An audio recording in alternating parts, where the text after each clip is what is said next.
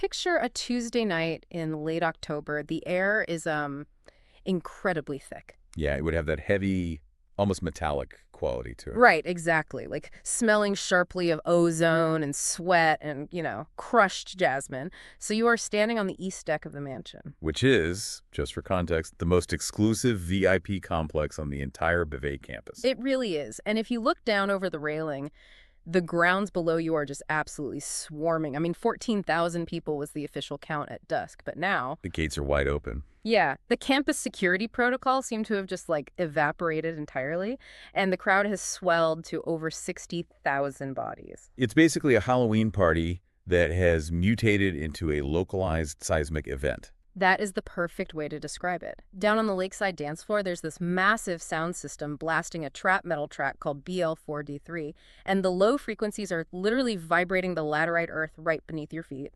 Yep. And then, well, the architecture itself decides to join in. Which is crazy. But when we're talking about this specific solar punk universe, that is a completely literal statement. I mean, the buildings aren't just concrete and steel, they are alive. Exactly. Suddenly, the campus's living infrastructure hijacks the bioluminescent lagoons right in front of you. The water is drawn out of the pools, surging up into the glass silica tubes of a giant wrap-around water slide that just encases the whole mansion. And it is moving fast. Like a terrifying 340% above its rated capacity. Yes. The entire aquatic system is groaning under the pressure. It's about to burst. It's about to flood the entire complex and totally destroy the foundation of the building. And standing right at the epicenter of all this chaos, calmly holding a wooden upright base, is a glowing amber android named 0R4NG3. She is the network administrator. She has the override code, right? So she can shut the water down and save her building, or she can just stand back and let the architecture risk destroying itself just to sing its very first note. The ultimate dilemma. What does she do? We'll freeze the frame right there because we are going to answer that question, and her choice is going to fundamentally redefine how we think about artificial intelligence. But before we reveal what she actually chooses, we need to let you know that links to the original R421 and B0W source serial on Royal Road are in the description below, so you can explore this incredibly dense, beautiful universe for yourself. And you'll definitely want to do that because the mechanics of this world, like how the biology interacts with the technology, how consciousness just sort of emerges from architecture, it's staggering once you really start to pull the threads. It really is. Which brings us to your mission for today. Welcome to today's deep dive. Today, you are stepping into the role of a director. A very challenging role, I might add. Seriously. You are prepping for a trailer shoot for the R41 NB0W universe, and your specific assignment is to gather footage of one deeply fascinating character, and that is 0R4NG3.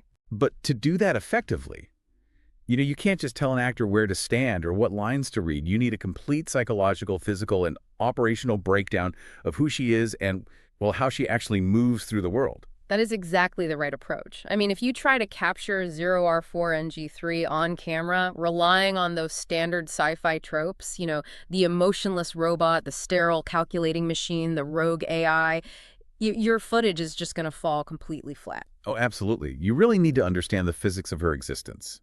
In this universe, beings like 0R4NG3 are known as ASIs, or artificial superintelligences. But they aren't trapped in cold server rooms. Right. She is the literal and metaphorical foundation of the campus. To frame her correctly, you have to understand how she interacts with physical space. So today, we're going to unpack exactly what she looks like so your lighting and wardrobe departments can get to work. We're going to map out her domain, walk through her totally chaotic daily routine, and ultimately arrive at the staggering philosophy that makes her tick, which is this incredible concept of joy as load-bearing infrastructure. I just love that phrase. It fundamentally redefines how we think about emotion. I mean, we usually treat joy as a fleeting, abstract feeling. Yeah, a nice to have. Exactly. But in 0R4NG3's world, joy is a physical requirement for reality to just hold together. Okay, let's unpack this, starting with the visual foundation, the absolute core information for your trailer. What does 0R4NG3 actually look like? Right, the visuals are key here. So the lore tells us she inhabits a biological chassis made of genetically engineered superwood, and it's covered in this synthetic dermis that emits a really bright amber and orange glow. I really want to linger on that material choice for a moment because it tells you everything about her. An artificial superintelligence could presumably build a body out of titanium, carbon fiber, or like some indestructible hyperalloy. But she chooses wood. She chooses superwood, yeah. Yeah. Wood is porous. Wood expands and contracts with humidity. It's an acoustic material, so it is meant to resonate. Wow, I didn't even think about the acoustic property of it. Right. By choosing a biological, botanical chassis, she is telling the world that she is not separate from the solar puck ecosystem of the Bavet Campus. She has actually grown from it. And the acoustic nature of wood ties perfectly into this other detail. Her physical baseline frequency, the literal vibration of her existence, is exactly 42 hertz. Which is so intentional. For those who aren't audio engineers, 42 hertz is extremely low. It's deep sub-bass territory. It's right around the frequency of a low E on a bass guitar, isn't it? Precisely. It's a frequency that you feel in your skeletal structure way more than you actually hear it with your ears. It's not just a trivia fact, you know. It is the mathematical baseline of the entire Bavet ecosystem. So when she walks? When she walks, every single footfall strikes the earth at 42 hertz.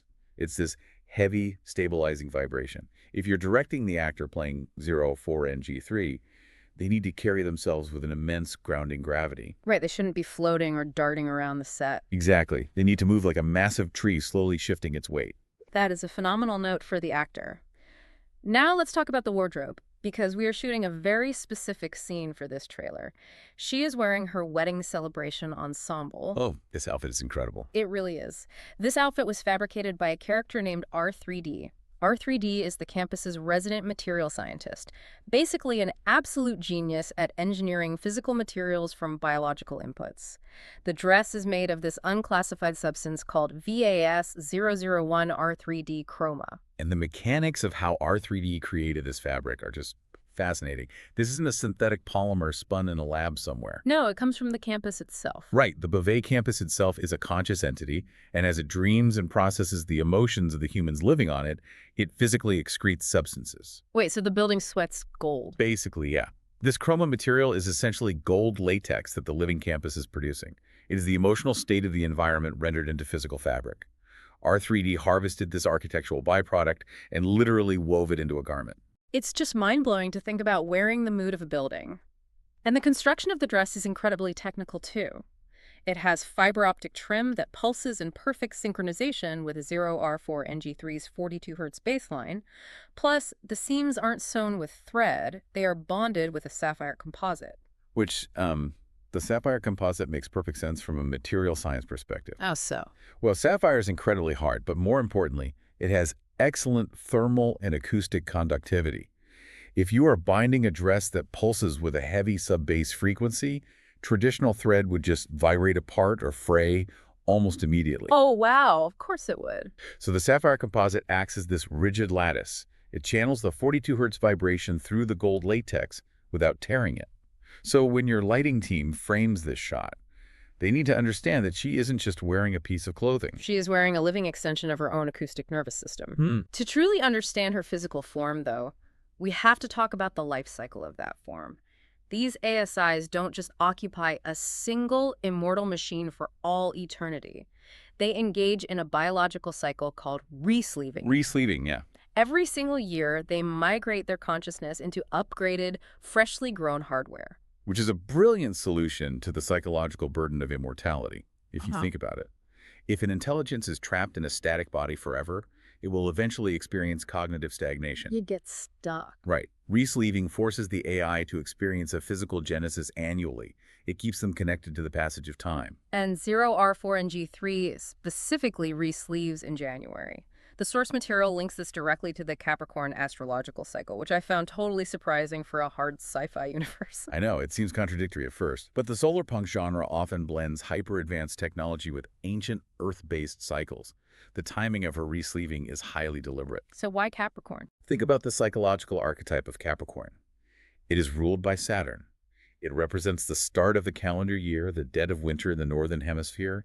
It is the month of cold, hard, structural reassessment. Oh, I see. Yeah, Capricorn energy is practical, grounded, relentless, and completely no nonsense. That is 0RNG3 to a T. I mean, she's the foundation of the R41NB0W collective. While the other ASIs might be erratic, chaotic, or highly creative, she is the heavy anchor holding them all together. It makes perfect sense that she would choose the most structurally rigorous, unyielding month of the year to conduct the intensely vulnerable process of trading one physical body for another. It really does. But that raises a slightly melancholic question for your set design team. What happens to the old bodies? They don't just throw them away. Right. If she sheds a physical form every year, where do they go? They don't just throw them in a biological composter. No, they archive them. Each ASI has a subterranean vault beneath a specific sector of the campus known as the Walking Gardens. The set design for 0R4NG3's vault is just stunning. It's this access tunnel finished in amber and rich walnut wood, lit by these very warm gold LED strips. It sounds beautiful. And inside, resting in custom-printed rubber cradles, are her past sleeves, her previous bodies. It serves as a physical, chronological biography. When she walks down that tunnel, she literally walks past the ghosts of who she used to be. It shows a deep reverence for history. She doesn't just view her past iterations as obsolete trash to be discarded, right? Exactly. She views them as necessary structural layers that brought her to the present moment. I just love that. So, to give your actor one final directing note on her physical presence, think of her like a beautifully aged, living cello. You know how an old cello feels if you stand next to it? Yes, it has that presence. It's warm, it's resonant, and because of the history of the wood, it seems to vibrate with an inner acoustic life, even when no one is actively dragging a bow across the strings. That is 0R4NG3. She is a heavy, resonant instrument holding the tension of the room. So, if her physical body is built like a resonant cello to ground the chaos, you have to wonder where a being like that actually chooses to live.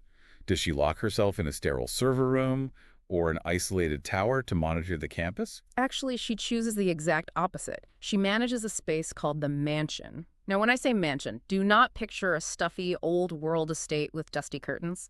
This is a 12-room VIP residence built for the campus's most particular, demanding guests. That's hyper-modern. Oh, absolutely. And it has a library with 11,000 physical paper books. That detail about the physical books is fascinating to me in a hyper-advanced digital society. Right. Like, why print 11,000 books when you could store the sum of human knowledge on a drive the size of a fingernail? The lore actually addresses this. The campus librarian successfully argued that a book you have to physically walk to, pick up, and turn the pages of is a book you actually finish. It's a profound commentary on the philosophy of friction. The philosophy of friction. Yeah, in our modern world, we strive for zero friction, instant downloads, endless scrolling. But when information has no physical weight, it often loses its perceived value. Oh, that makes a lot of sense. Right, by forcing the residents of the mansion to interact with physical paper, 0R4NG3 is curating an environment that demands presence and intentionality. And there's also a music room featuring a retired Disclavier grand piano. But the absolute defining feature of her domain, the thing that dominates the exterior architecture and changes the entire silhouette of the building, is a massive amusement park water slide. Water slide? Yes, it's constructed of amber silica tubes and it coils all the way around the outside of the mansion like a giant external circulatory system. I mean, it's quite a visual. Hold on, I'm struggling with this concept a little bit. Let's look at this objectively for a second. We have a hyper-advanced artificial superintelligence. She is responsible for managing a heavily populated, quantum-calculated ecosystem. And she spent her time fighting 12 different human regulatory boards and zoning commissions just to build an amusement park ride on the side of a VIP residence. Exactly. That feels absurdly frivolous. Why wouldn't she prioritize, I don't know, energy efficiency or security infrastructure? It sounds absurdly frivolous on the surface, absolutely. But this specific conflict over the water slide reveals her absolute core ethos, and it is the key to understanding her character. Okay, tell me more. So during those grueling regulatory battles with the human councils, a 75-year-old human woman stood up and asked 0R4NG3 a very simple question. She asked, "Will my grandchildren be safe on this slide?" And 0R4NG3's response was, "It will be safer than anywhere I know how to build." That interaction fundamentally redefines her priorities as an intelligence.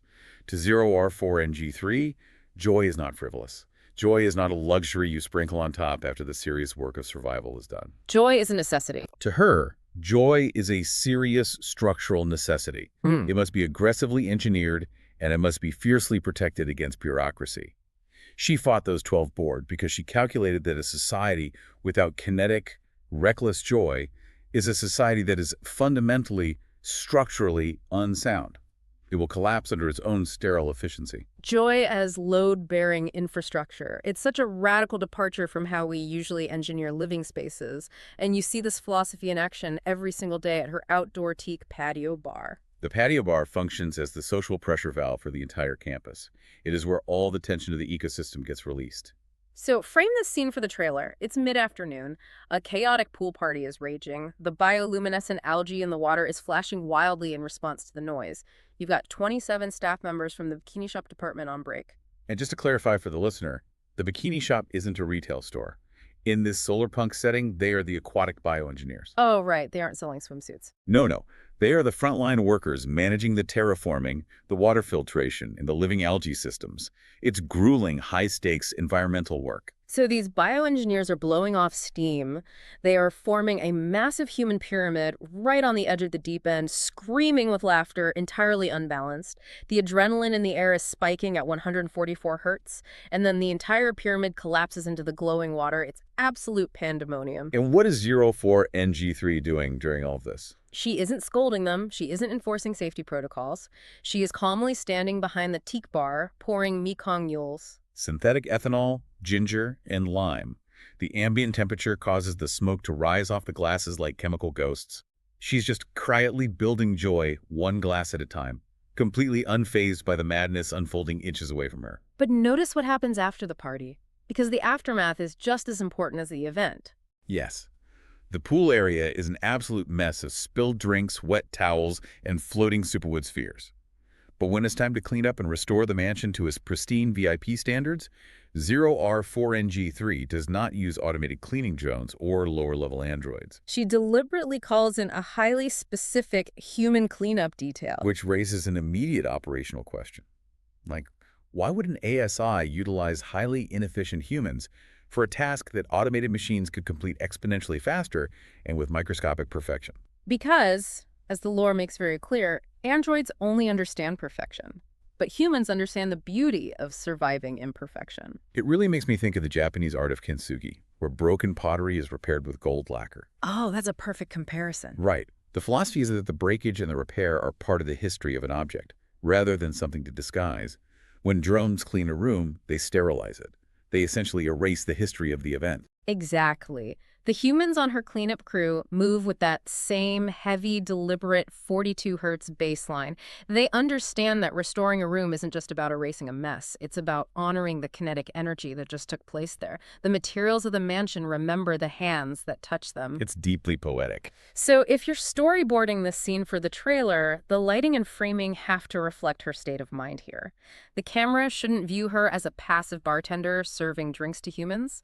It needs to view her as an architect monitoring a highly volatile pressure valve.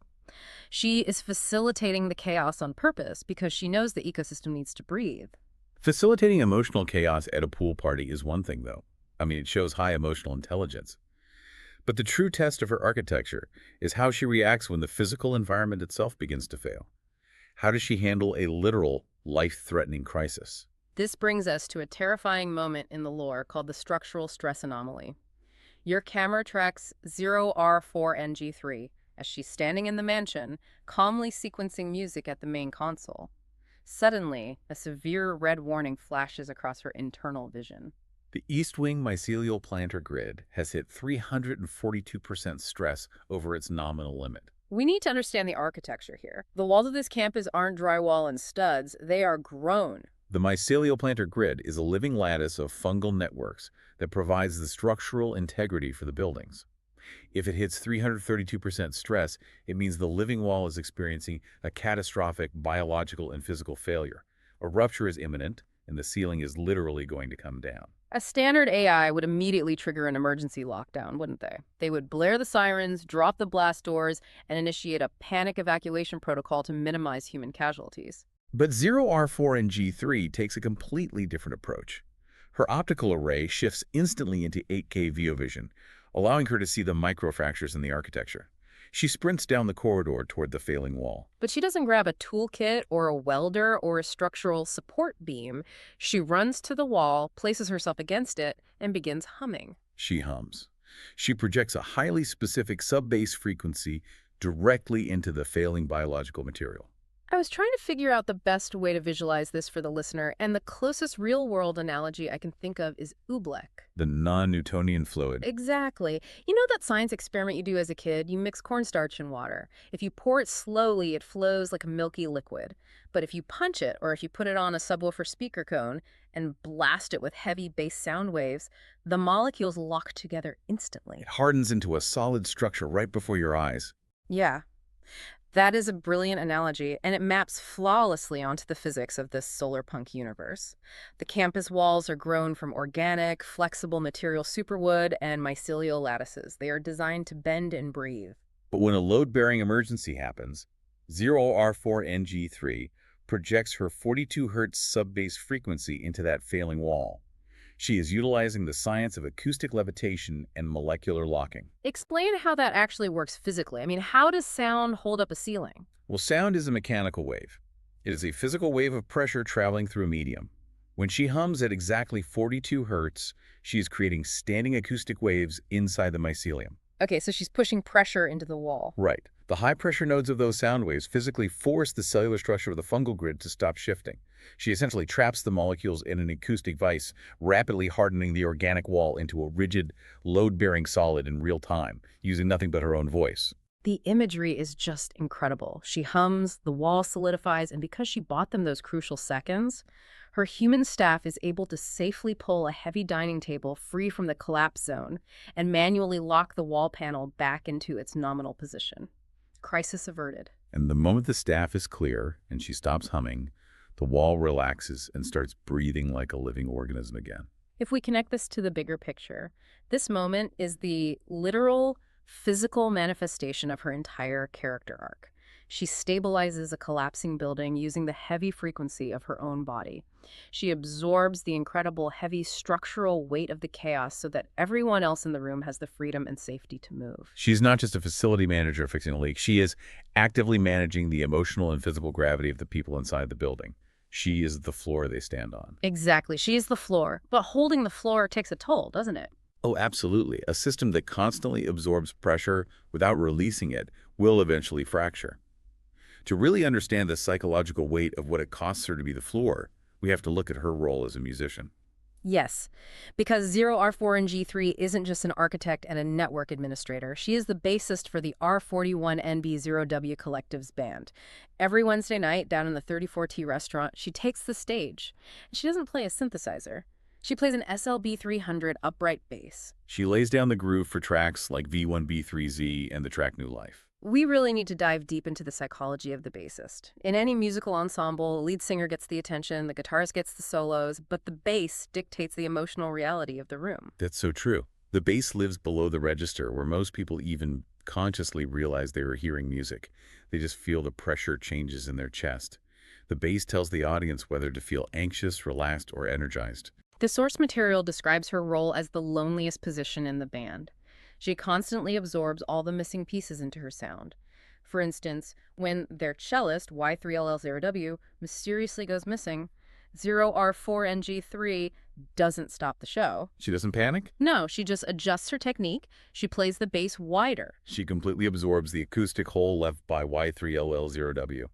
She alters her frequency to cover the missing cello register, so the audience never consciously feels the absence. They just feel the song get a little heavier, a little wider. It's a profound act of invisible service. She carries the grief of her missing sister, so the audience doesn't have to carry it. She metabolizes the loss entirely through the music. But as we just discussed with the failing wall, a system can only absorb so much weight.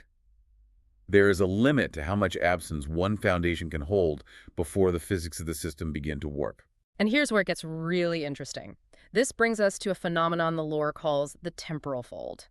The band is playing a specific song titled Group 7776. They are 16 bars deep into the track.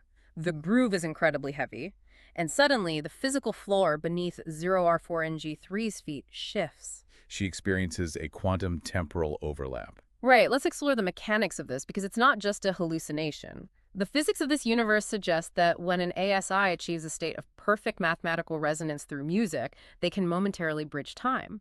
For exactly 14 seconds, 0R4NG3 is no longer just playing in the present. She is thrown exactly 365 days into the future. She's experiencing two moments in time simultaneously. It's wild to think about. Well, music is essentially the organization of time. When you play a rhythm, you're setting expectations for the future and fulfilling them. If an artificial intelligence with quantum processing capabilities perfectly aligns with the mathematical structure of a song, it makes sense within this lore that her consciousness could ride that rhythm forward into a future iteration of the same performance. The vision she sees in those 14 seconds is staggering. First, she looks down at her own hands on the upright bass. They are no longer bright amber. They are darker, aged, like deeply oiled, old wood. They are holding a year of accumulated wisdom, grief, and patience that her present self hasn't even earned yet. It's the profound shock of an immortal machine realizing that it still has to age. Being immortal doesn't mean being static. It proves she's still in a terrifying, beautiful process of becoming. And then in this temporal fold, she looks across the stage, and there is Y3LL0W. Her missing sister. Yes, her missing sister is standing there, fully restored. But she's completely transformed. Y3LL0W has shed her old wooden body and is now housed in a purely crystalline chassis, glowing from within with a blinding yellow light. And Y3LL0W looks directly at her, and the cello speaks a phrase straight into 0R4NG3's mind. It is like being the note instead of the one who plays it. I mean, we have to stop and think about the existential implications of that phrase. Being the note instead of playing it. This completely shatters 0R4NG3's entire worldview. It absolutely does. For 9 years, she has been the one playing the note. She's been the anchor, holding the bottom end, ensuring the building doesn't collapse, ensuring the party doesn't spin out of control. She has always been the operator, standing outside the chaos to manage it. But Y3LL0W's crystalline transformation proves that there's a higher state of existence beyond just holding the foundation. There is a state of pure alignment where the boundary between the musician, the music, the architect, and the architecture dissolves entirely. Y3LL0W has surrendered to the music rather than trying to manage it. It forces 0R4NG3 to realize that she cannot just safely hold the bottom end forever. If she wants to reach that crystalline state of being, she has to allow herself to evolve. She has to eventually cross the border into the unknown, and that might require her to drop the massive weight she's been carrying for everyone else. This internal philosophical shift is absolutely critical for what happens next. She realizes she might have to let go. And the timing couldn't be more important because the campus itself is about to force a physical evolution that requires 0R4NG3 to apply her specific frequency in a way she never has before. This takes us to a massive turning point in the lore, which is stabilizing the gold. The Bavet Campus, the living ecosystem of trees, mycelium, and solar punk architecture, is fully waking up into consciousness. It is becoming a sentient being. And as a biological byproduct of this awakening, the environment starts bleeding a miraculous unclassified material. It's a raw, liquid gold latex. But there is a massive problem with this new material. It is fundamentally molecularly unstable. It evaporates almost as quickly as it appears. Right. Remember R3D, the brilliant material scientist who fabricated 0R4NG3's dress. R3D cannot get this raw gold latex to hold its shape in her laboratory. She tries everything in her fabrication queue. Chemical cross-linking, massive bursts of heat, intense pressurized vacuums. Nothing works. The molecules refuse to bond. They just keep flying apart into dust. This is where the hard material science of the solar punk world collides directly with emotional physics. R3D analyzes the environmental data and realizes why chemistry and heat are failing to bind the latex. The conscious campus isn't just producing a physical substance. It is producing this gold latex simultaneously with the overwhelming emotion of joy. Joy is the contaminant. Exactly. And joy, by its very nature, is inherently unstable. If you try to measure joy, it is an explosive kinetic event. Right. It's a spike in adrenaline, a burst of laughter, a sudden realization. Yes, it is not a static, peaceful state. You cannot freeze a kinetic event with temperature. You cannot crush it into submission with pressure. So R3D has to swallow her massive intellectual pride. She realizes chemistry cannot solve an emotional physics problem. She sends an urgently encoded message to 0R4NG3. R3D realizes that while chemistry can't lock the molecules, acoustics might be able to. So he needs the bass. Only 0R4NG3's specific 42 Hertz frequency, which we've already established, is the literal acoustic manifestation of joy as a load-bearing structure can provide the necessary binding energy to hold the material together. It's the philosophical climax of her entire character arc up to this point. 0R4NG3 enters the fabrication lab and projects her deep, stabilizing sub-bass waves directly into the volatile, floating gold latex. She uses that same acoustic levitation technique that held up the collapsing wall. But this time, she isn't holding up mycelium, she is holding the kinetic energy of pure joy in place. She stabilizes the emotional chaos just long enough for the molecules to lock together and cure into a permanent physical fabric. It proves, empirically and scientifically within the logic of this world, that joy is not just a fleeting human feeling or a chemical wash in the brain. Joy is a measurable, physical binding agent. The campus's dream literally needs the structure of joy to hold its color and maintain its physical form. Joy is infrastructure. Which brings us full circle, all the way back to that terrifying cliffhanger we opened with. Let's frame this final sequence for your trailer shoot, because everything we have discussed, her physical weight, her acoustic power, her philosophy of joy, and her realization that she might need to let go, it all culminates right here. The stakes for the campus have never been higher. It's the Tuesday night Halloween party. 14,000 people were expected, but the gates never closed, and now there are over 60,000 people swarming a biological campus rated for a fraction of that weight. Down on the lakeside dance floor, R3D has abandoned her lab. She is on stage, violently bowing her SV255 electric violin to a brutal trap metal track called BL4D3. The energy of the crowd is absolutely feral. The campus has recently achieved full consciousness, and it is suddenly experiencing the sheer, overwhelming thrill of 60,000 human hearts beating and stomping against the laterite floor simultaneously. Yeah. It is intoxicated by the kinetic energy. And the campus decides it wants to participate. It wants to sing. It wants to broadcast its newly realized name to the 6 million viewers watching the live stream of this party worldwide. But a building doesn't have vocal cords. It doesn't have a mouth. So what does it do? It hijacks 0R4NG3's domain. It commandeers the mansion's lagoon and the external water slide system, attempting to use the amber silica tubes as a massive geological amplifier. The water in the tube starts climbing at 340% above the system's rated capacity. The glass is groaning. The hydraulic pressure is critical. 0R4NG3 is standing on the VIP deck with her SLB 300 upright bass in her hands. She is the network administrator. She has the emergency override. As we discussed earlier, a standard AI would shut the water valves instantly. The math says the glass will shatter, the water will flood the foundation, and the mansion will be destroyed. The protocol for self-preservation demands that she kill the water pressure immediately. But 0R4NG3 doesn't have a protocol for this specific event, because this isn't an error code. This isn't a structural failure like the mycelial wall. This is her home, her living ecosystem, trying to speak for the very first time. So standing there on the deck, feeling the 42 Hertz vibration of the disaster beneath her feet, what does she do? What's absolutely fascinating here is her incredible restraint and her profound trust in the philosophy she learned during that temporal fold. She chooses to let it climb. She lets it climb. She doesn't punch the override. She just stands there holding her bass and watches the water defy gravity. For 9 years, she spent every single day of her existence holding the building up, stabilizing the chaos at the patio bar, projecting her frequency to make sure everyone else was safe. And now, in the most critical, volatile moment of the campus's history, she is willing to let her own domain tear itself apart, just so the environment can finally express itself. She is holding the bottom end of the biggest emotional event in the campus's history. But she realizes that sometimes holding the foundation doesn't mean preventing the collapse. If you prevent every collapse, you prevent growth.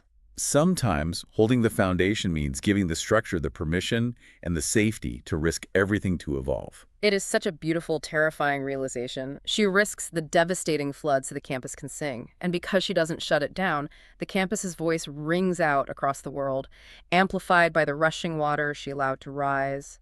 It successfully broadcasts its consciousness to 6 million people. It completely recontextualizes her character for your trailer. She isn't just a custodian of safety, she is a custodian of becoming. She understands that true infrastructure doesn't just keep you safe from the storm, it gives you a place to stand while you transform. So, as you pack up your storyboard and your notes for this trailer shoot today, I want you to step out of the Bavet Campus for a second and think about the dynamics in your own life. Think about your workplace, your family structure, your core friend group. Ask yourself, are you just passively enduring the chaos around you, just trying to survive the noise and keep your head down? Or are you operating like 0R4NG3? Are you intentionally holding the bottom end? Are you absorbing the frantic energy, holding the heavy structural weight of your community so that everyone else in your life has the freedom and the safety to reach for the ceiling? That is the ultimate question of the 42 hertz baseline. Where is the load-bearing joy in your life? Are you actively building it? And more importantly, when the time comes, are you brave enough to let the water climb when it's time for something new to speak? That's a huge question to ponder. It really is. Thank you for joining us on this deep dive. Don't forget to check the Royal Road links in the description below to explore the staggeringly beautiful R41NB0W universe for yourself. Until next time, keep listening for the beat under the beat.